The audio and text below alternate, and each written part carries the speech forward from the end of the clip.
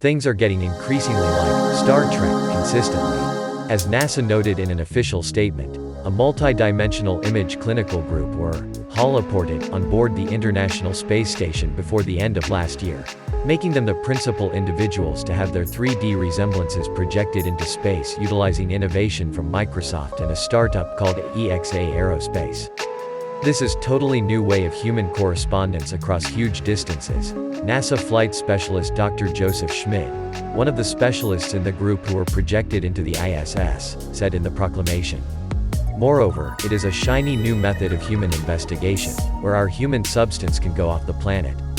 Science fiction fans are probably acquainted with the idea of holographic specialists given that Star Trek, Voyager, featured highlighted a cherished 3D image specialist character most frequently alluded to just as Doc. And remember the notable interpretation of the idea in the Star Wars establishment. This is the initial time, all things considered, nonetheless, that individuals on board a rocket have communicated with visualizations. However, Microsoft, as NASA notes, has been fiddling with multi-dimensional image innovation beginning around 2016.